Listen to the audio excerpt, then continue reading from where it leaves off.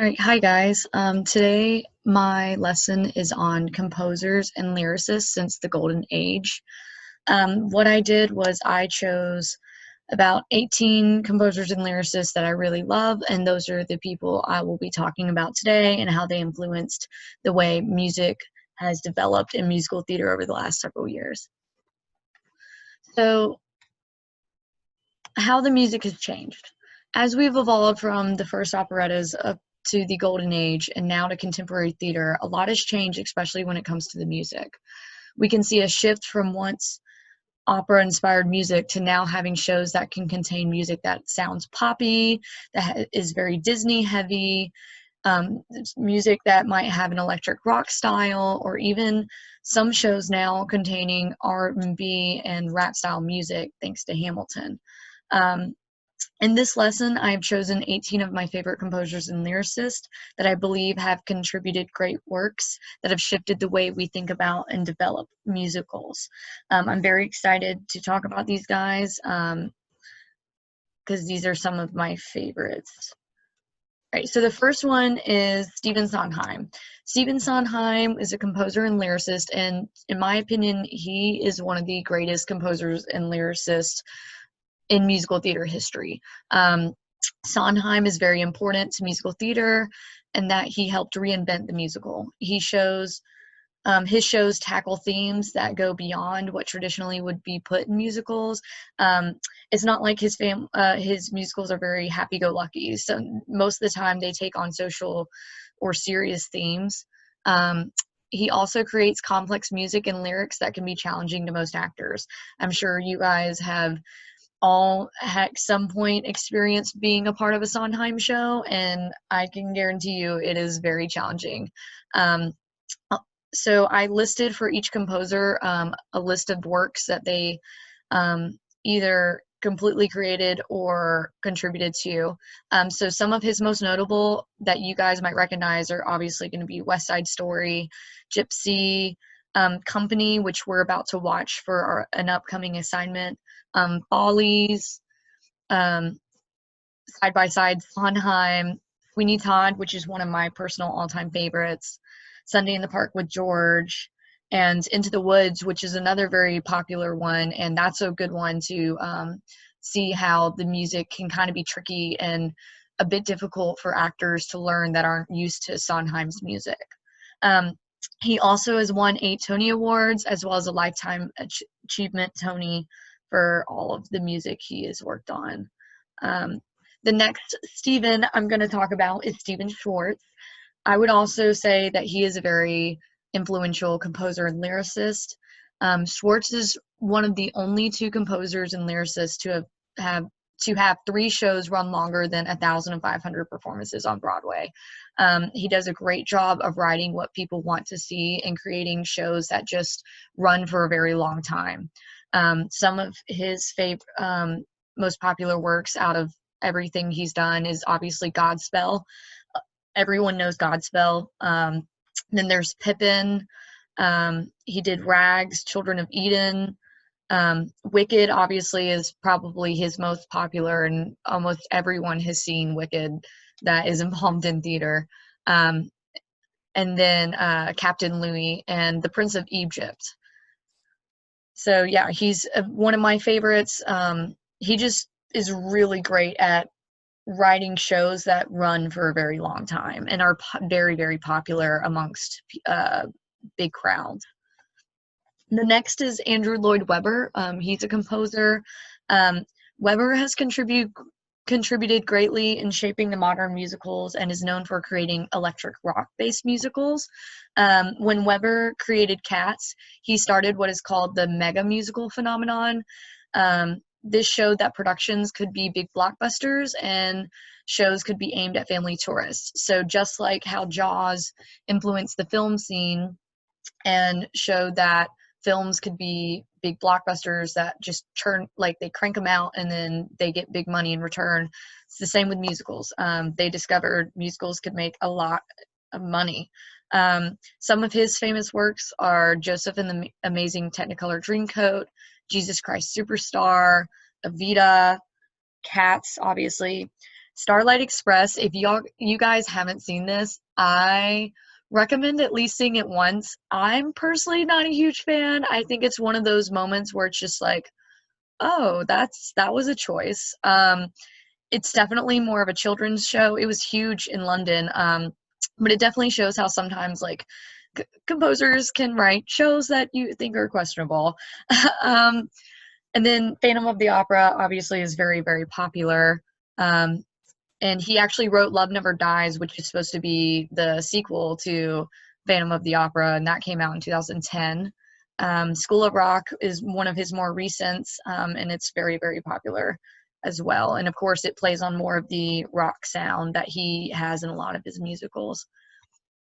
Lin-Manuel Miranda is also a huge composer of our time. In the last few years, like he's all like anyone talks about, essentially. Like all of my students, even my elementary students, are obsessed with him. Lin-Manuel Miranda is very innovative in musical theater. With Hamilton, he ventured to do what other composers haven't really done before. He showed that you can combine rap, R&B, hip hop, and soul music with the usual Broadway like flair and sound, and it worked extremely well. It worked so well that it actually resulted in Hamilton being #1 on the rap Billboard charts, which is huge for musicals. Like you don't really see musical albums being #1 in the billboards. And it also takes a stance on diversity, making it a great social piece as well, which is something he's known for. Another show that he did before Hamilton was In the Heights. He was even pushing the envelope within the Heights, as not many musicals before that talked about what life was like for Dominican Americans. Lin-Manuel Miranda, he's just really innovative, and it'll be very interesting to see how he keeps pushing musicals to evolve into new styles like as the next years come. Alan Menken, another huge person who really has influenced the scene in the last 20 years.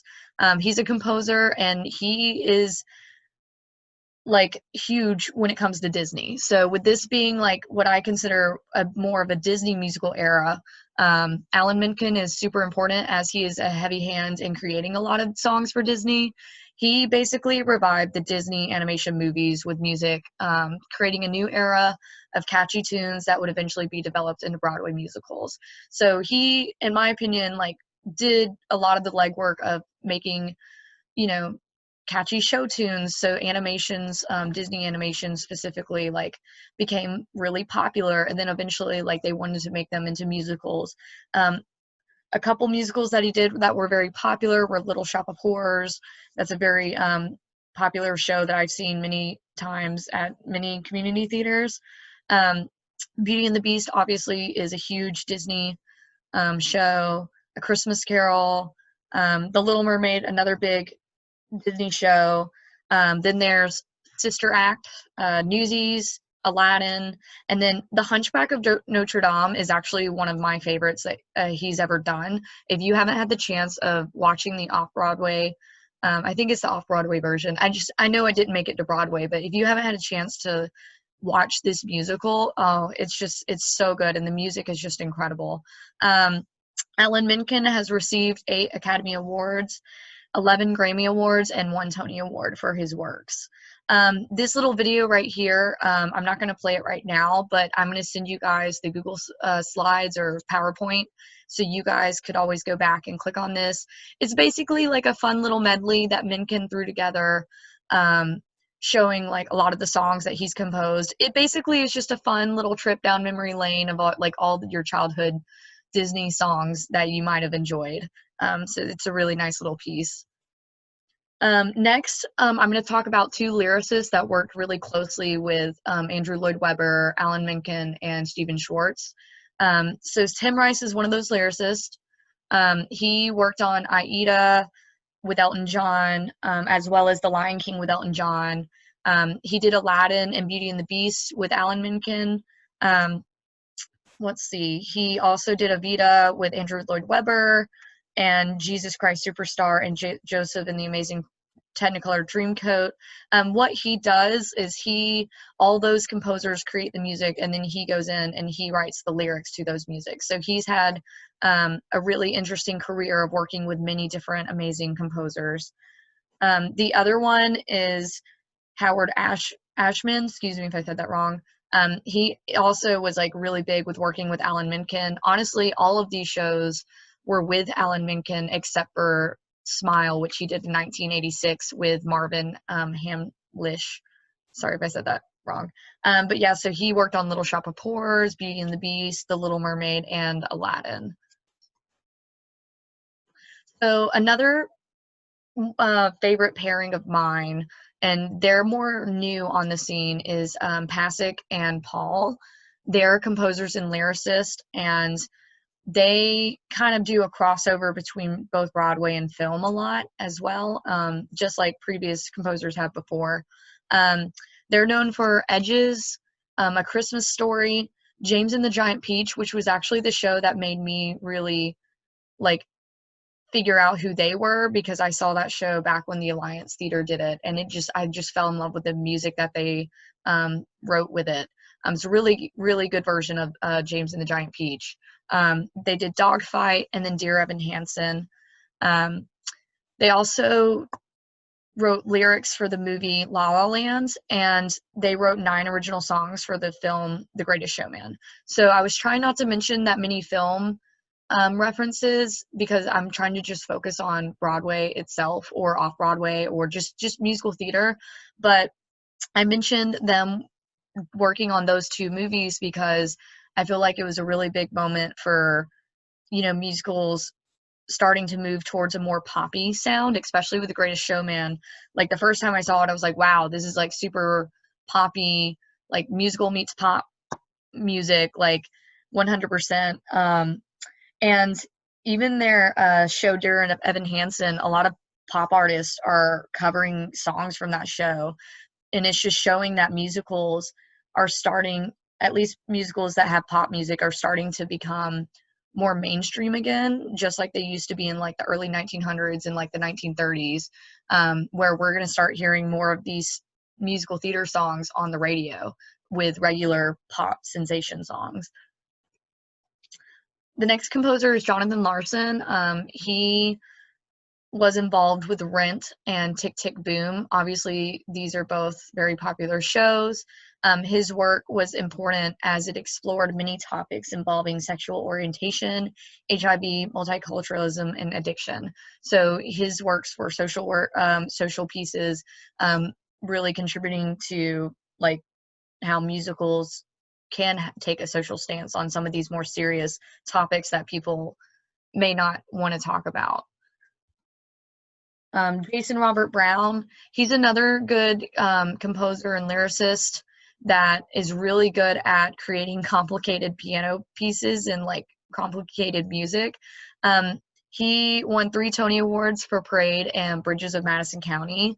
But besides those 2 shows, I really love Songs for New World and The Last 5 Years, and the show 13. I mean, these all are just really great contemporary shows, and if you haven't had a chance to really see any of these, I highly recommend them. But yeah, his songs are really great and kind of complicated as well. Another duo is Lynn Ahrens. I apologize if I'm saying these two names wrong, and Stephen Flattery, I guess. So they both worked on all of the shows listed except for the 3 that are highlighted in yellow. So A Christmas Carol, only Lynn worked on this show with Alan Menken, and then A Long Gay Book and Love Repeating, those shows were only worked on by Stephen. Like Lynn was not a part of those shows. Other than that, they worked together to create Once on This Island, Ragtime, Seussical, Rocky the Musical, Anastasia, and then they won Tony Awards for Once on This Island, both the original and revival, and Ragtime. Jeanine Tesori, she to me is a really important composer because, as you've noticed in my PowerPoint, I haven't really talked about many female composers, and she is one of the most important and honored female composers in musical theater history because she just is very active in writing Broadway shows. She has had 4 Tony nominations, and she even won a Tony Award for Best Original Score for Fun Home. So she did Violet, Twelfth Night, Thoroughly Modern Millie, Caroline or Change, Shrek the Musical, which is absolutely hilarious. I love that show. And then Fun Home, which is a really great show as well. William Finn is another composer and lyricist that you may have seen like a show or two of his. He won 2 Tony Awards for the falsettos and was nominated for Putnam County Spelling Bee, which I know I've seen a million versions of that show already. It's just very popular and easy to do. So I'm sure you guys have seen that show, but he also did the falsettos and In Trousers and March of the Falsettos and Little Miss Sunshine. The topics he writes about include gay and Jewish experiences in contemporary America, as well as he has written about family, belonging, sickness, healing, and loss. So again, it's another composer really taking on like more serious topics in shows, not just a fun family blockbuster musical. Andrew Lippa, he's a composer and lyricist. He's the one who did Addams Family. He also did The Wild Party, A Little Princess, Asphalt Beach, The Farnsworth Invention, and Big Fish. He also worked on Your Good Man Charlie Brown because he contributed 3 new songs to the Broadway version. One of those being My New Philosophy, excuse me, for Kristen Chenoweth to sing. Lastly, we have Robert Lopez and Kristen Anderson-Lopez. This is another duo, and they're actually a couple. So together they did Finding Nemo the musical, and they also did Frozen the musical. So they did Frozen the movie as well as Frozen the Broadway musical. Now by himself, before they did those shows, Robert Lopez did Avenue Q with Jeff Marks, and then The Book of Mormon with Trey Parker and Matt Stone. Robert won Tony Awards for both Avenue Q and The Book of Mormon, while both him and Kristen were nominated for a Tony for Frozen, the musical.